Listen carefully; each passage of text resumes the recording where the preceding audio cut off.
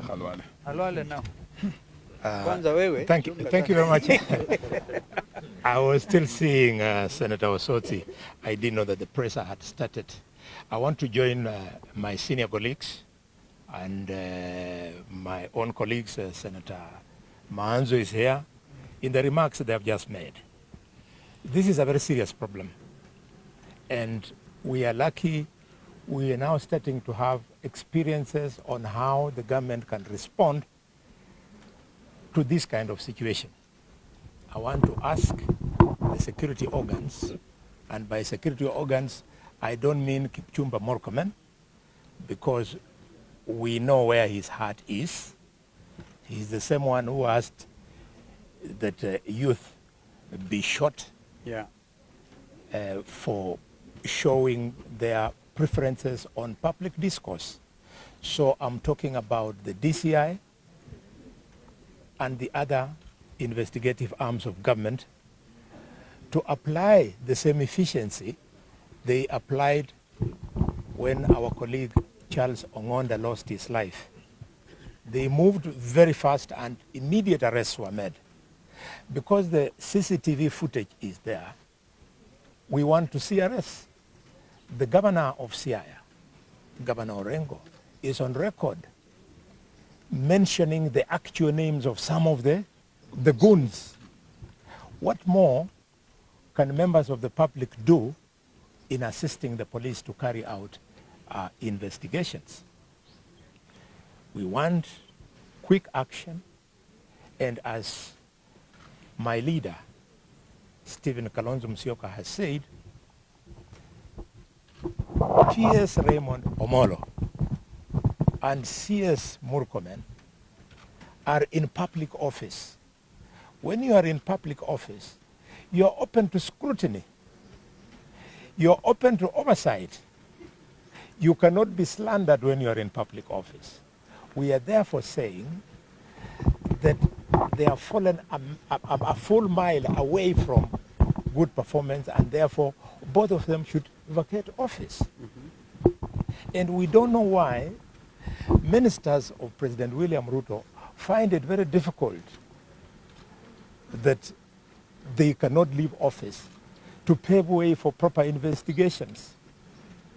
You can see, for example, we have a scandal that the presidential candidate Kalonzo has spoken to, the one over the current fuel crisis.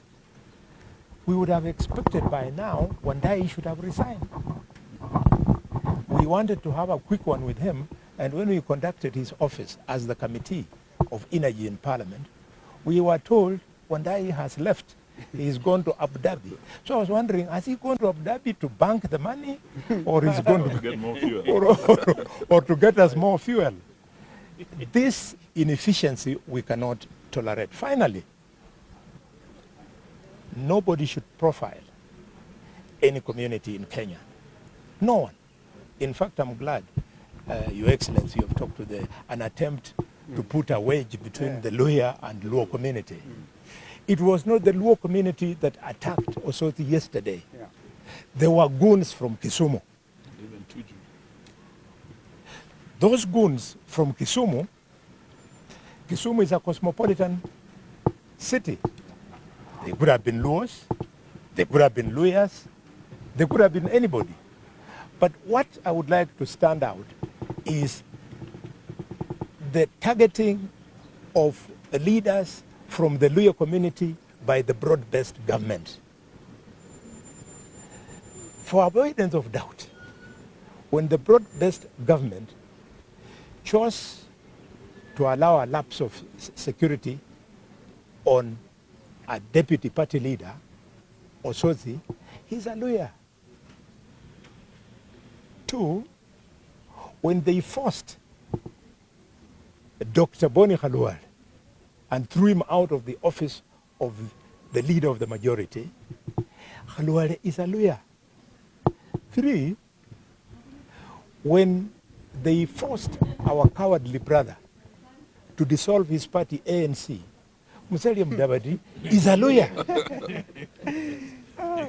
5, when broad-based chose to sack permanent secretaries so as to pave way for room for others from a preferred community, they targeted Professor Kisiangani, a lawyer, Samuel Muhati, a lawyer. They have targeted and continue. KRA yesterday, they got rid of Humphrey Watanga, a lawyer. Today,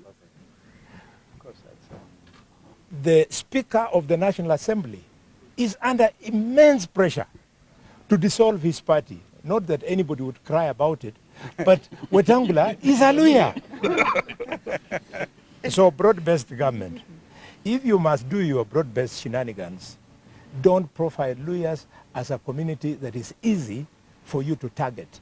For your information, that is the community of Omollo Kijana. That is the community of Masinde Muliro. And before they died, they had given birth to us. That's why on my right, there is the able Eugene Wamalwa. And standing before you is the able bullfighter of Kakamega, Dr. Boni Khalwale. Caleb Amisi is on my left. Osotsi is in bed there. Sifuna, you know him. You're wasting time. Even if you eliminate Sifuna, you eliminate Osotsi, you eliminate Eugene, you eliminate Khalwale, the point is, our children, and we have many of them, will deal with you, or will deal with your children, or deal with your grandchildren. But not that is not the Kenya we want. We want the country to come together. Colleagues, I had to say this about my community because it truly touches me. Why are they not sacking Kalenjins, for example? Don't tell me that Kipto and Sang were sacked because of the oil sucker. No. They have been taken to the holding zone so as to create choreography that something is being done about the oil sucker. If something was to be done, then straight away they would have started with the minister Wandai. Finally, my brother Tuju, when what happened, I was out of the country. Take it in your stride. You and I, we are amongst the few people here, you and I, who joined Honorable Stephen Kalonzo in Parliament in 2002. We have been around for a while, and we can talk about leadership. Rafael Tuju, stay on there. Speak to the Luo community. Don't move away from us. Small young people like Raymond or Mondi will go. Raymond, let me tell you, once upon a time there was a man in Kenya called Hezekiah Oyugi.